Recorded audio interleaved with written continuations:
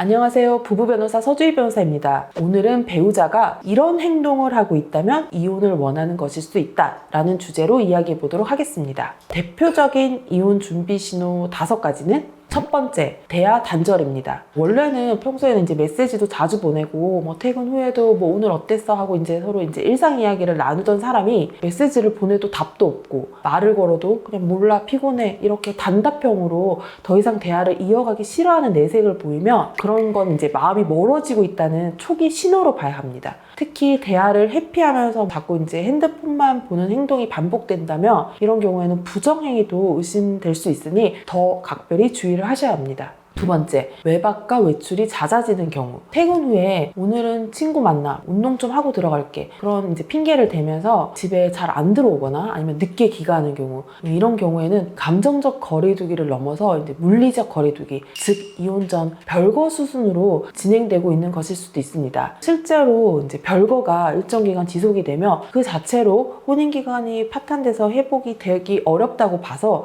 이혼 사유로 인정받을 가능성도 있기 때문에 이 부분은 절대 가볍게 넘기시면 안 됩니다. 세 번째, 경제적인 압박이 시작되는 경우. 매달 지급하는 이제 생활비를 갑자기 안 주거나 요즘 돈 없으니까 좀 줄였어. 네가 좀 알아서 생활비 해. 이런 식으로 말을 하면서 생활비 지급을 중단하는 경우가 있습니다. 물론 실제 이제 경제적으로 힘이 들어서 생활비를 줄이는 경우도 있겠지만 그러한 사유 없이 갑자기 생활비를 줄이거나 중단하는 경우에는 경제적으로 고립시키는 방식으로 관계를 끊으려는 시도일 가능성이 큽니다. 특히 맞벌이가 아닌 경우 이런 상황에서 상대의 경제적인 지배력이 훨씬 강해지기 때문에 이 경제적인 압박은 이혼과 관련된 매우 위험한 신호입니다. 네 번째, 재산에 대한 비밀스러운 움직임을 보이는 경우. 갑자기 함께 평소에 공유해온 생활비 통장 비밀번호를 바꾼다던가 아니면 예금이나 투자 내역을 안 보여준다던가 심지어 이제 몰래 본인 명의 부동산을 처분하거나 아니면 배우자 몰래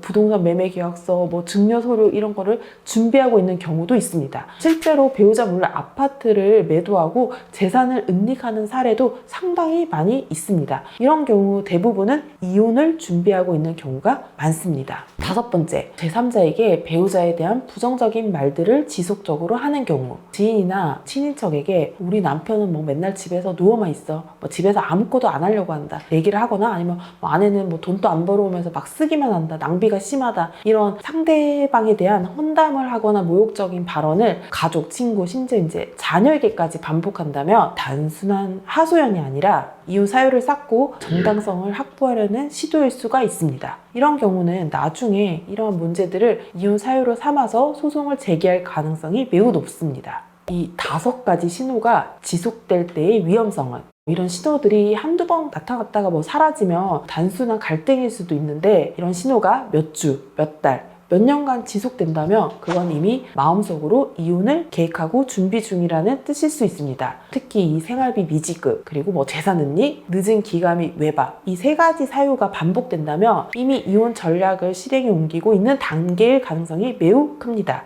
이 시점에 아무 준비 없이 그냥 감정적으로 반응하면 소송 과정에서 정말 불리한 위치에 놓일 수가 있기 때문에 방어를 위해서라도 전문 변호사와 미리 상담을 진행하시는 것이 좋습니다. 섣부르게 대응하면 더 불리해지는 이유. 배우자의 변화를 느끼고 바로 너 지금 숨기고 있지? 왜 나한테 돈 안 줘? 어딜 그렇게 돌아다녀? 여자 만나는 거 아니야? 이런 식으로 다그치거나 감정적으로 대응하는 경우가 있는데 그런데 이런 반응이 오히려 상대방에게는 이거 봐라 내가 왜 이혼하려는지 알겠지? 라는 명분을 만들어주는 행동이 될 수가 있습니다. 배우자가 이혼을 계획하고 있다면 이런 감정적인 유발을 이끌어내기 위해 행동한 후에 휴대폰으로 이제 몰래 녹음을 하거나 이런 감정적인 다툼에 대해 메시지로 남기는 경우가 있는데 이러한 녹음 파일이나 메시지 대화 내용은 이혼 소송에서 불리한 증거로 사용될 수가 있으니 각별한 주의가 필요합니다. 이혼 신호를 발견했을 때 가장 먼저 해야 할 일. 먼저 내가 이혼을 원하지 않는 경우라면 절대 감정적으로 반응하지 말고 상대방을 설득하고 이해시키려는 노력을 하는 모습을 보여야 합니다.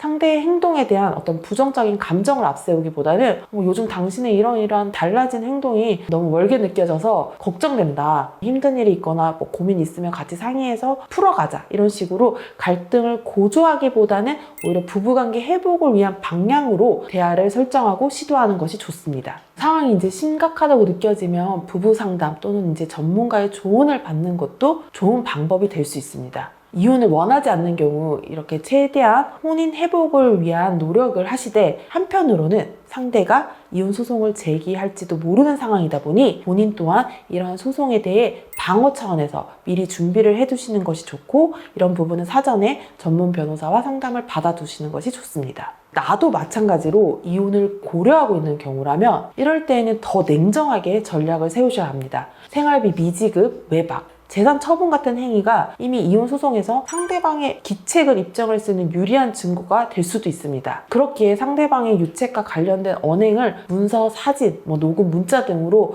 미리 확보하고 기록해 두시는 것이 소송에 도움이 됩니다. 이 경우에도 당연히 이제 전문 변호사와 상담을 통해 미리 위자료, 재산 분할, 양육권 등을 내가 원하는 방향에 맞춰서 이제 객관적인 전략을 세우는 것이 중요합니다. 이상 오늘은 배우자가 이런 행동을 하고 있다면 이혼을 원하는 것일 수도 있다 라는 주제로 이야기해 보았습니다. 설마 이혼하겠어? 하고 배우자가 보이는 이 시그널을 가볍게 생각하고 넘기다가 후회하게 되는 경우가 발생될 수도 있으니, 오늘 말씀드린 이 행동 5가지가 단순한 감정 문제가 아니라 어떤 법적인 시그널일 수도 있다는 것을 꼭 염두에 두시기 바랍니다. 더 궁금하신 사항이 있으시면 전화로 문의 주시면 됩니다.